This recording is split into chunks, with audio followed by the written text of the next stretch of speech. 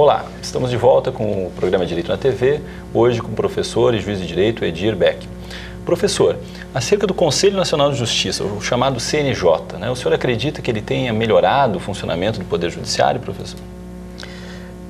Sendo sincero, eu não vejo essa melhoria na prática. Nós temos algumas interferências do Conselho Nacional de Justiça que têm sido interessantes, mas não é incomum nós vermos decisões do Conselho Nacional de Justiça serem reformadas pelo Supremo.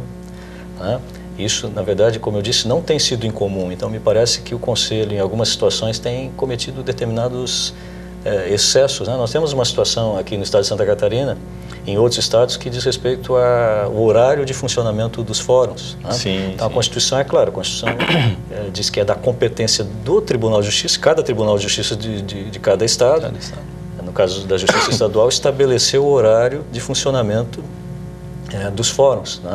E o Conselho Nacional de Justiça baixou lá uma resolução, posteriormente o conselheiro retornou e modificou, diante da realidade de cada estado. Nós não podemos considerar que os estados do Nordeste tenham a mesma realidade do Rio Grande do Sul, Santa Catarina. São vários Brasis que nós temos, Então, na verdade, existem algumas interferências assim, por parte do Conselho Nacional de Justiça, no mínimo questionáveis, mas me parece que o Supremo Tribunal tem o Supremo continua ainda sendo o órgão máximo do Poder Judiciário. Mesmo o Conselho Nacional de Justiça sendo um órgão fiscalizador. O que nós questionamos também, os magistrados em geral, é a formação do Conselho Nacional de Justiça. Porque enquanto um órgão do Poder Judiciário, formado por pessoas que seriam alheias, nós temos promotores de justiça, nós temos advogados que, muito embora sejam figuras essenciais à administração da justiça, não fazem parte do Poder Judiciário enquanto órgão de poder. Interessante, professor. Doutor Edir, com relação a um importante julgamento do Supremo Tribunal Federal, aproximadamente há cerca de um mês atrás, tratando da validade ou não da lei que ficou conhecida popularmente como ficha limpa, na condição de magistrado e, acima de tudo, professor, como cidadão, o senhor concorda com o resultado desse julgamento? Como cidadão, se eu fosse leigo, sendo leigo, eu diria, não entendo por que decidiram dessa forma, eu seria contrário. Agora, dentro de uma visão técnica, me parece que o julgamento do Supremo é corretíssimo. E daí o voto que acabou desempatando do ministro Luiz Fux, no sentido de que, não invalidando a lei da ficha limpa, mas dizendo aquilo que a Constituição diz. Ou seja, a Constituição diz com todas as letras que as normas eleitorais não podem ser aplicadas desde logo, naquela eleição que já se aproxima, senão numa próxima eleição. Então não se diz, não pode aplicar a ficha limpa, mas ela não pode ser aplicada nessa Constituição. E isso é interessante porque as pessoas entendam que o juiz não julga isso é correto, aquilo é incorreto, é bonito ou feio. Eu acho assim. Eu disse, eu acho. Não, o juiz tem que julgar, especialmente em obediência à Constituição.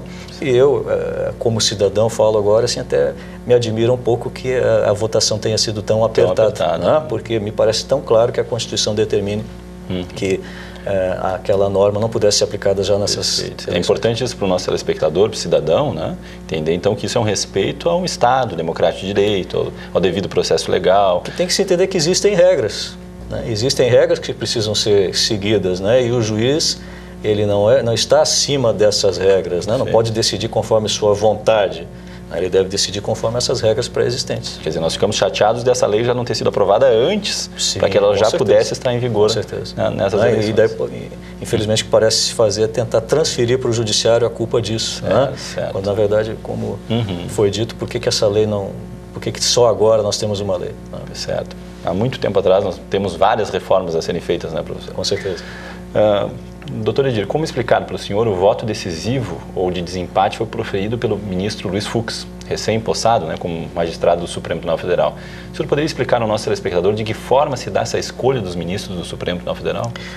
Nós importamos essa forma de escolha do ministro, de certa forma, dos países anglo-saxões em geral, que usam o sistema, como os Estados Unidos, o presidente escolhe o ministro do Supremo.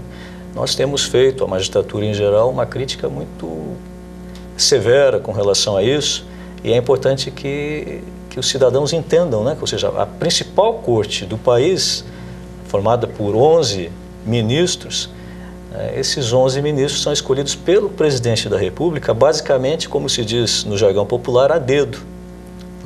Ou seja, o critério é que tenha mais de 35 anos, né, que tenha notável saber jurídico, idoneidade moral, são critérios bastante subjetivos, fora esse...